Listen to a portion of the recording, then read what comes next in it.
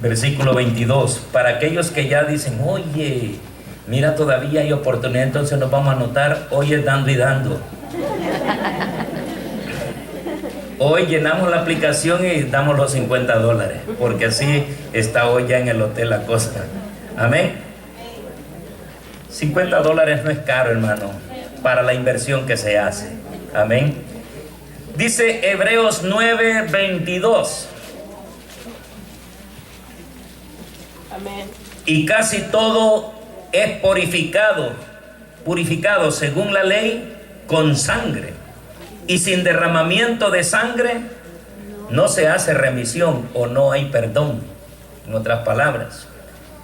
Y casi todo es purificado según la ley con sangre. Y sin derramamiento de sangre no se hace remisión o no hay perdón. Padre Santo, gracias por tu bendita palabra. Te pedimos, Señor, que ella sea la base, mi Dios, para nuestro caminar diario.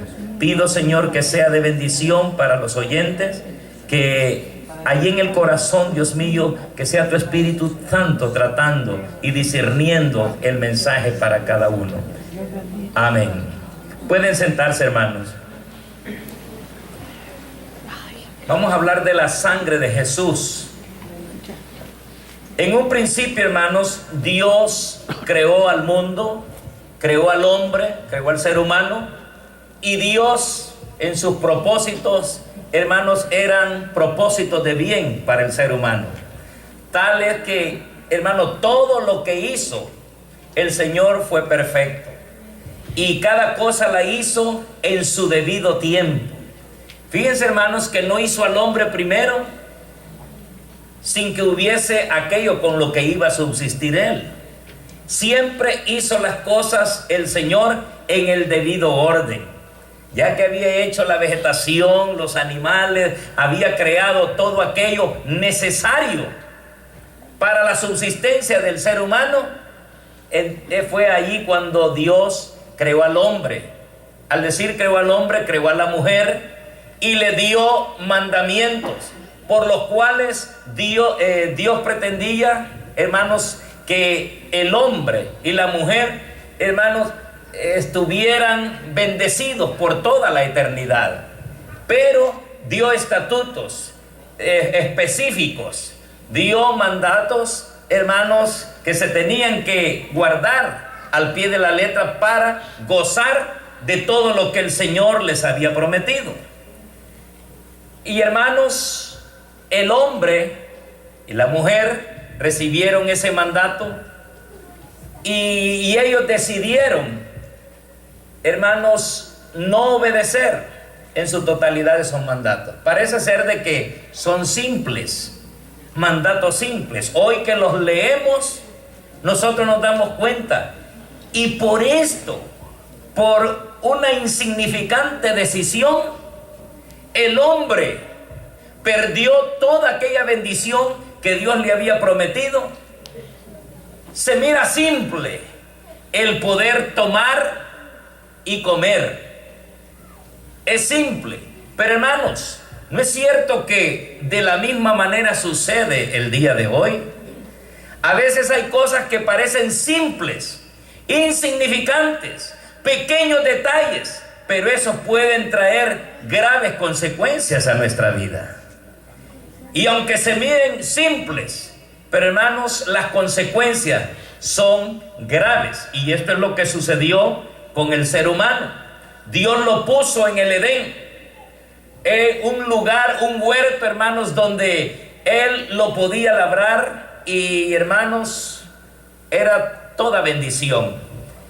El Edén, hermano, era bañado por 4 ríos y era fructífero, era precioso estar ahí en ese lugar. No había preocupación, la presencia de Dios estaba constantemente con ellos. Así que, hermanos, Dios los iba a ir llevando, hermanos, por un sendero que hasta el día de hoy, pues nosotros ya no tenemos idea de lo que eso hubiera sido. ¿Por qué? Porque ya estamos acostumbrados a la naturaleza caída. Estamos acostumbrados a esa naturaleza con la cual vivimos día con día. Una naturaleza, hermanos, que nos traiciona. A veces pensamos de que estamos bien seguros en las cosas, pero cuando menos pensamos, esos detalles pequeños tambalean nuestra vida. Por eso es importante, hermanos, saber de que a pesar de que hubo desobediencia en el ser humano, a pesar de que el hombre falló, se constituyó en enemigo de Dios, Dios siempre establece un plan, siempre para bendecir al hombre, al ser humano. Algo muy importante, hermanos, y es que lo hemos dicho en otras oportunidades. Nosotros, o el ser humano, perdió la comunión con Dios, perdió aquella comunión maravillosa que había con Él. Entonces entró en la raza humana la muerte, entró el pecado. Las consecuencias que ahora vemos son el resultado de haber desobedecido. Entró la enfermedad, entró la esclavitud, entró la opresión, entró la muerte. El hombre, como consecuencia, fue echado del paraíso, fue echado del Edén, hermanos, y es ahí donde comienza la degradación del ser humano. Es ahí, hermanos, cuando el hombre, hermanos, comienza a experimentar lo que es la debilidad, lo vulnerable de su cuerpo. Cuando el hombre peca, obtiene como consecuencia la muerte. La paga del pecado, dice la Biblia, es la muerte, mas la dádiva de Dios, o el regalo de Dios, es vida eterna en Cristo Jesús, Señor nuestro. El Señor Jesús pagó el precio por nosotros los pecadores, dando su vida en sacrificio. Había que pagar un precio para redimir al hombre.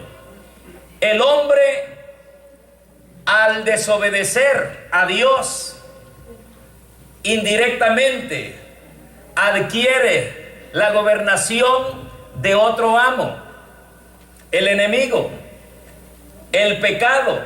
Y es allí, hermanos, donde para que el hombre vuelva a gozar de las bendiciones de Dios, de los beneficios de Dios, tiene que ser rescatado de esa condición, tiene que ser redimido. Ahora, hermanos, por eso se tuvo que pagar un precio. Se pagó el precio por todos nosotros, y lo hizo Dios con la sangre de su Hijo.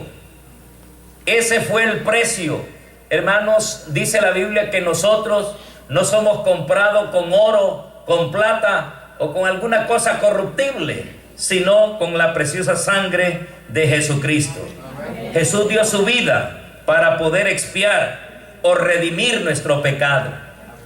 Tuvo que entregar su vida, no merecía hacerlo, no merecía, porque no había culpa en él, no había pecado en él. El mismo Pilato lo admitió cuando lo llevaron y lo confrontaron. Pusieron a Barrabás a un lado y a Jesús a otro lado. Y esa fue la manera en como Pilato dijo: aquí puedo rescatar a este hombre, porque yo no veo ningún mal en este hombre. Hasta la esposa de Pilato había tenido pesadillas tremendas, diciéndole a su esposo: no vayas a ejecutar a Jesús, porque he tenido pesadillas tremendas, no lo vayas a hacer, porque este hombre es inocente. Jesús era inocente. Y Pilato, como hermano, sabía quién era Barrabás, sabía cuál era, un hombre malo, famoso, de lo más malo que había. Entonces allí les dijo, Pilato dijo: aquí está la llave, aquí es como yo voy a salir bien librado de todo esto. Les voy a ofrecer a Barrabás. La gente, como no quiere a Barrabás, va a dejar absuelto a Jesús, y así me voy a librar de esto. ¿A quién queréis que os deje en libertad? ¿A Cristo vuestro rey o a Barrabás? Y todos dijeron: a Barrabás, que dejaran libre a Barrabás. Y con el Cristo vuestro rey, ¿qué es lo que hago? Crucifícale, crucifícale. Bueno, Pilato no quería ejecutarlo porque no hallaba ningún mal en él. Como dice la Biblia, que Jesús fue tentado en todo, pero sin pecado. Entonces, hermanos, no merecía morir.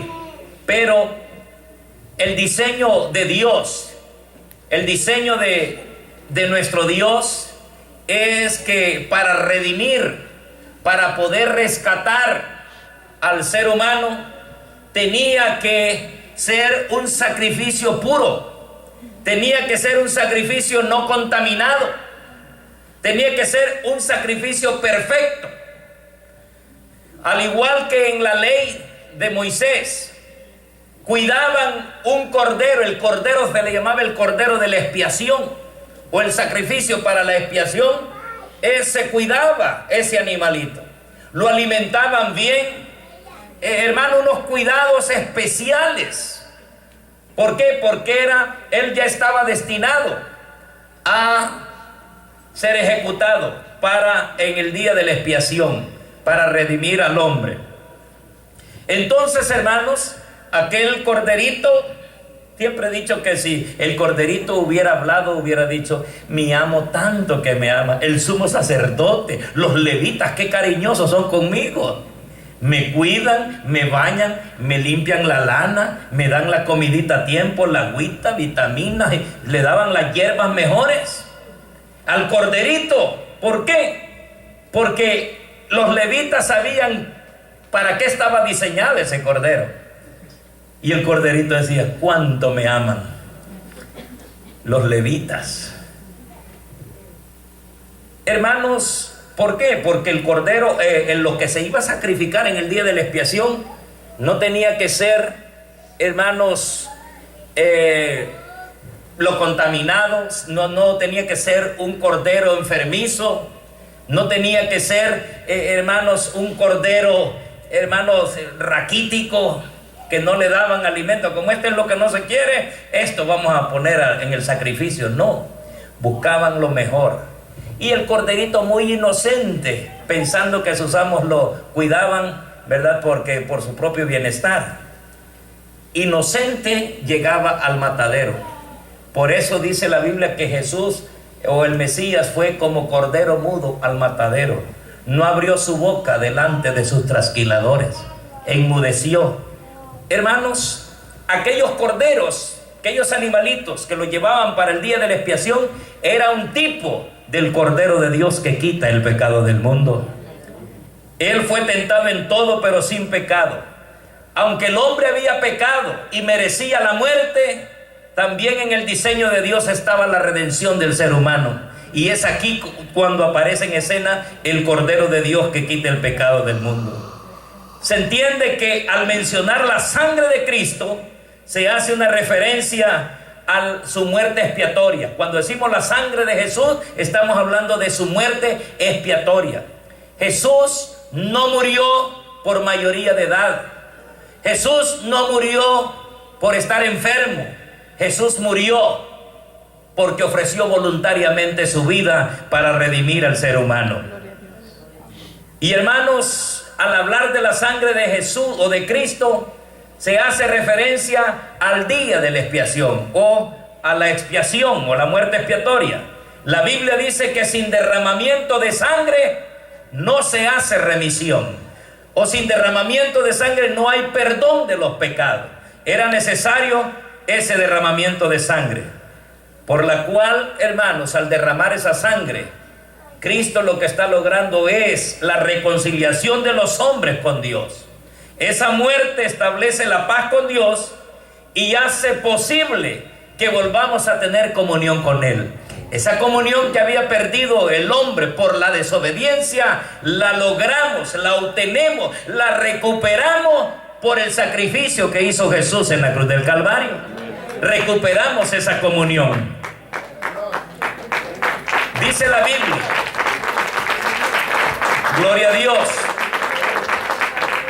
si andamos en luz como Él está en luz, tenemos comunión los unos con los otros, y la sangre de Jesucristo, su Hijo, nos limpia de todo pecado. Hermanos, esas expresiones en la palabra de Dios son categóricas, Y cuando dice, hermano, que nos limpia de todo pecado, significa que el pecado más feo que pudo haber en nuestra vida es limpiado y es perdonado por la sangre del Cordero. Esa sangre es eficaz para perdonarnos y limpiarnos de toda maldad. Dice la Biblia, primera de Juan, si confesamos nuestros pecados, Él es fiel y justo para perdonar nuestros pecados y limpiarnos de toda maldad. Por eso al ser humano le cuesta entender de que nuestra vida haya recibido el perdón de Dios. ¿Cómo si eras tú tan malo? Eras de lo peor. ¿Cómo, le dice a alguien, cómo puedes creer de que Dios te va a perdonar esa maldad en tu mente? Si hay alguien que de todo corazón cree en la sangre y el sacrificio de Cristo, este puede lograr el perdón de pecados. Cuando el ladrón o el malhechor que estaba muriendo juntamente con Cristo ahí en la cruz, ese no estaba por ser el mejor de la sociedad. Ese malhechor no estaba ahí por ser caritativo. Ese hombre estaba allí exhibiéndolo en la cruz porque era uno de las personas que la sociedad no quería nada con él. La muerte en la cruz era lo más horrendo que había. Allí los exhibían para ver que ese es el fin que le toca a todos aquellos que no quieren someterse a las leyes, a las disposiciones del gobierno o de la sociedad. Entonces ese malhechor estaba ahí por delincuencia, por malo, estaba pagando sus justas acciones. Esto, hermanos, estaba ahí por malo, pero llega en un momento cuando él está oyendo al compañero de él, otro compañero de cruz, está renegando y hablando porque ya está sintiendo la agonía, está sintiendo la muerte, que ya es el momento que él va a pasar a la eternidad. Y dice a Jesús, si eres el Cristo, sálvate a ti mismo y a nosotros. El otro malhechor dice, ni aún temes tú a Dios estando en la misma condenación. Dijo, nosotros a la verdad recibimos lo que merecieron nuestros hechos, mas este ningún mal hizo. Oiga, ese hombre que estaba en la cruz estaba por malo, pero ahora está viendo al que está muriendo en medio, está viendo la santidad de él, está viendo la justicia de él, está viendo todo lo que le están haciendo. No todos, los dos que estaban ahí no tenían corona de espinas, solo él, y lo estaban viendo ensangrentado. Lo estaban viendo, hermanos, que hermanos lo habían golpeado como no tenemos idea, y lo estaba viendo desfigurado. Pero, hermanos, le dijo al Señor, acuérdate de mí cuando vengas en tu reino. En ese momento, hermano, este hombre cambió su actitud, su pensamiento, su mente. Ahora él sintió la agonía, sintió, hermanos, que ya iba a pasar a la eternidad, y en ese momento se llena de fe y dice, acuérdate de mí cuando vengas en tu reino. Antes él no se acordaba en nada, no tenía temor de Dios. Para estar ahí en la cruz es porque este hombre no era temeroso de Dios. Sin embargo, allí se llena de fe y cree que el que está muriendo en medio de ellos es el Hijo de Dios. Cree en su reino, lo cree porque él lo expresa. Dice, acuérdate de mí cuando vengas en tu reino. Significa que si él tiene un reino, él es el rey de ese reino. Esto había creído el malhechor. Acuérdate de mí cuando venga en tu reino. Un reino es el que gobierna. Cuando vengas a gobernar, este creyó que era gobernante, que era rey. Y dice, acuérdate de mí cuando vengas en tu reino. Jesús le dice, de cierto te digo que hoy estarás conmigo en el paraíso. Cuando Jesús dice, de cierto, en otras palabras dice, de verdad, te estoy diciendo la verdad. De cierto te digo que hoy estarás conmigo en el paraíso. Aleluya. Pero usted no ve que para ti también hay esperanza. Al otro no le dijo nada. Pero a este que creyó, depositó la fe en él, dijo: de cierto te digo que hoy estarás conmigo en el paraíso. Y hubiera preguntado el malhechor: oye, ¿y no me vas a tomar en cuenta todo lo malvado que he sido? Me basta ese acto de fe. Me basta el querer enmendar esas tus faltas creyendo por la fe. Dice la Biblia que el justo por la fe vivirá. Y esto es lo que Martín Lutero, hermanos, fue su base fundamental para que iniciara el protestantismo. El justo por la fe vivirá, porque todos querían vivir, hermanos, por las liturgias, querían vivir, hermano, por las indulgencias, querían vivir por las obras humanitarias, o aunque son buenas algunas, pero obras religiosas.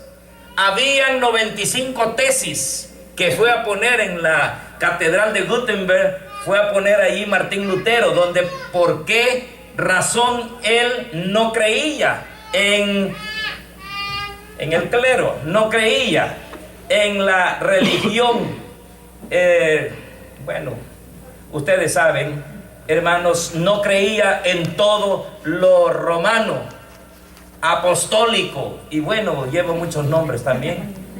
No creía en eso, por eso puso las 95 tesis, o sea, 95 razones por qué él no estaba de acuerdo en todo lo que hacía. Y dijo: el justo por la fe vivirá. Por la fe. Así es que, hermanos, y esa fe del malhechor en la cruz, eso fue suficiente para que este hombre mereciera el paraíso que Jesús le dijo: de cierto te digo que hoy estarás conmigo en el paraíso. Aleluya. Alguien hubiera dicho: pero ¿cómo este hombre malo, si usted toda su vida ha vivido en maldad, y cómo ahora va a pasar al paraíso? Eso es lo que Dios hace. Lo que es imposible para el hombre es posible para Dios. Al hombre le cuesta entender de que Dios nos puede dar un perdón, pero Dios lo hace únicamente a través de la sangre de Cristo, a través del sacrificio de Jesús en la cruz del Calvario. Se puede lograr eso, y para eso tenemos que ejercer nuestra fe, así como le dijo el Señor a Nicodemo. Así como Moisés levantó la serpiente en el desierto, así es necesario que el Hijo del Hombre sea levantado, para que todo aquel que en él cree no se pierda, mas tenga vida eterna. Una miradita de fe salvó a los que eran mordidos de la serpiente. Una mirada al Calvario, a la cruz del Calvario, al sacrificio que Jesús se sometió, hace la diferencia en nuestra vida. Aleluya. La sangre de Jesucristo es eficaz. Aleluya. Es tan eficaz, hermano. Allá, hermanos, cuando llegó el exterminador a Egipto, donde estaban muriendo todos los primogénitos, allí, hermano, todos los primogénitos de esa nación iban a morir, incluso hasta los hebreos. Pero había algo especial, algo que Dios había determinado, que los iba a liberar, que los iba a rescatar del momento de la prueba. Y era la sangre, donde el exterminador mirara la sangre, el ángel de la muerte mirara la sangre, no entraba, porque la sangre era eficaz. Dios lo había determinado.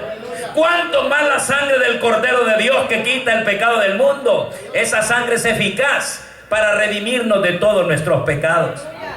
La sangre de Cristo, hermanos, no es cualquier sangre. Es la sangre del puro, del perfecto, del santo. ¿Qué es un pacto de sangre? Es un acuerdo, contrato entre dos personas o dos partes, el cual es sellado por el derramamiento de sangre. Ese es un pacto. Es el más antiguo pacto conocido por el hombre, que comenzó en el jardín del Edén. Dios, para cubrir la desnudez del hombre, porque el hombre y la mujer, una vez que habían desobedecido, vino el temor, vino la vergüenza, vino el querer esconderse. Antes no tenían eso, pero una vez desobedecieron, el temor invadió todo su ser, el pecado y todo esto maligno llegó al corazón, de tal manera que se habían escondido, porque ellos se vieron que estaban desnudos. Y Dios llegó como siempre, teniendo comunión con ellos. Adán, Adán, ¿dónde estás? Señor, me vi que estaba desnudo. Me dio vergüenza. Tengo miedo. Esas cosas no las tenía antes. ¿Quién te dijo que estás desnudo? ¿Quién te dijo? ¿Quién te enseñó esto? Antes caminaban en el Edén sin ningún problema. Es como un niño que nunca le dice nada. Ahí anda tranquilo. Allá en nuestros pueblos, ahí andan los niños, no hay problema con ellos. Cuando uno ya les enseña todo y les va enseñando, porque tiene que enseñarle, entonces sí, ya ellos saben. Pero así era Adán y Eva. Pero ¿quién te enseñó que estabas desnudo? Comiste del fruto que te mandé que no comieses. Y ahí empieza, usted sabe lo que comienza a culpar a otros, porque hasta eso agarraron. No hacerse responsable de sus actos, sino echarle la culpa a los demás. Y porque Dios confrontó al hombre, porque es la cabeza del hogar y fue el creado primero. Se tenía que dirigir al hombre porque es cabeza del hogar. Adán, ¿qué ha pasado? La mujer que me diste. ¿Para qué me hiciste eso? Como que ya Adán allí. ¿Ya viste lo que me he ganado por eso? Ah, pero antes había dicho, no, este es hueso de mi hueso, carne de mi carne. La han sacado de mi costilla. Y cuánto elogiaba a la mujer. La elogiaba, pero ahora que ha fallado le echa la culpa. No se vale. No se vale. Usted que se ha casado no empieza a sacar los errores después, porque también le van a sacar los suyos. No se vale. No se vale. Entonces, hermano, y la mujer pues, mira Eva, ¿por qué hiciste esto al inocente Adán? La mujer dice, la serpiente me engañó. Ella te habló, pero no te puso el fruto en la boca. Y ahí es donde ataca el enemigo, la mente. Trabaja en la mente. Lo que no ha visto bonito se lo empieza a deslumbrar. Mira, no pensaba alguna vez. Y estaba bien quieto y bien tranquilo el cristiano apostólico y santificado. Muy quieto, y cuando le empiezan a endulzar a ver otro panorama, mire, este es otro punto de vista. Esta es una mente abierta. Y ya de veras que no es tan malo. Y cuando toma esas decisiones es cuando empieza a entrar al fracaso. Vienen consecuencias que antes no las había visualizado. Bueno, eso entró en el pecado, pero Eva dice, la serpiente me engañó. Y la serpiente, como ya no tuvo a nadie, se quedó con ellos, ¿verdad? Y ahora pues pasa allí queriendo perjudicarnos.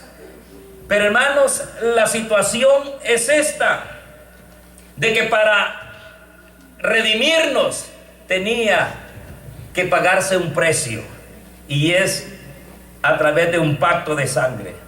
Cuando el hombre, la mujer están desnudos en el Edén y tienen temor y Dios los confronta, Dios hace el primer pacto de sangre, hace el primer sacrificio para cubrir la desnudez del hombre. El hombre se estaba cubriendo con hojas que se marchitan, se deterioran, pero el Señor tuvo que hacer un sacrificio para darle túnicas de pieles. No crea que había venta allí de pieles y todo. Si cuando le da túnicas de pieles, hermano, Dios tuvo que hacer un sacrificio para cubrir la desnudez del hombre. Para cubrir o para quitar nuestro pecado, de la misma manera tuvo que haber un sacrificio, y este es el Cordero de Dios que quita el pecado del mundo. Ese contrato o acuerdo o ese pacto fue de sangre. Ese acuerdo, hermanos, es el más antiguo pacto conocido por el hombre que comenzó allí en el jardín del Edén. Dios mató animales para cubrir la desnudez de Adán y Eva. La sangre de los animales cubrió sus pecados. Vamos a ver aquí en Génesis capítulo 3, verso 21. En Génesis capítulo 3, verso 21, la escritura nos dice: y Jehová Dios hizo al hombre y a su mujer túnicas de pieles y los vistió. Hizo Jehová, dice que Jehová hizo las túnicas de pieles. Jehová hizo túnicas de piel. Hermanos, Jehová con su poder tiene poder para hacer un sacrificio, y Él puso túnicas de pieles al ser humano. Ahora, ¿por qué es necesario que tengamos un pacto de sangre con Dios? ¿Qué necesario es esto? Dios hizo a Adán dueño de esta tierra. Dios dio al hombre libertad de escoger, y Adán escogió desobedecer a Dios. Entonces, cuando Adán desobedeció a Dios, hermano, entonces Dios obtuvo de alguna manera Satanás autoridad. Satanás obtuvo esa autoridad porque el hombre falló. Y ahora pues, después de haber pasado eso, hubo una separación. Hubo, hermanos, se rompió aquella comunión que había con Dios. Y solo la sangre de Jesús puede eliminar el pecado. Solo la sangre de Jesús puede hacer posible volvernos a esa comunión con Dios. Amén. Ahora, la sangre establece un nuevo pacto. Jesús, hermanos, estableció un nuevo pacto. Cuando ya pasó tiempo, hubo, hermanos, en la ley, el día de la expiación y todo lo que se hacía para expiar los pecados del hombre. Pero, hermanos, cuando Jesús va a tomar lo que es la Pascua, Él cambia esa fiesta que era anual para los judíos. Ahora Él establece, en esa cena, establece un nuevo pacto. Y allí dice Mateo 26, del 26 al 28. Mientras comían, Jesús tomó pan y habiéndolo bendecido, lo partió y dándoselo a los discípulos dijo: tomad, comed, esto es mi cuerpo. Y tomando una copa y habiendo dado gracias, se la dio diciendo: bebed todos de ella, porque esto es mi sangre del nuevo pacto, que es derramada por muchos para el perdón de los pecados. Allí estableció un nuevo pacto. Cuando nosotros tomamos del pan, esto está representando el cuerpo de Cristo que fue maltratado. Cuando tomamos del fruto de la vid o de ese vino nuevo, porque no es un vino añejo, es un vino nuevo. Es, hermano, un refresco de uva, fruto de la vid. Cuando uno come el pan y toma del fruto de la vid, ahí el fruto de la vid representa la sangre que fue derramada por nosotros. Comida del pacto. La última cena es la comida del pacto. Consistía en pan y vino nuevo. Hago referencia a vino nuevo porque no es vino añejo. Vino añejo es vino viejo, ¿verdad? Y es ese vino fermentado totalmente, que lo que hace es embriagarse. Y el mismo Jesús está, hermanos, está en contra del embriagarse. No podía dar esto. Esta era, hermanos, una bebida del fruto de la vid que, hermanos, se tomaba en todas las comidas. Ahora, la ley fue una medida temporal para mostrarle al hombre su pecado y su incapacidad de poder llenar los requisitos de Dios. La ley, hermano, nos señalaba el pecado, pero no podía eliminarlo.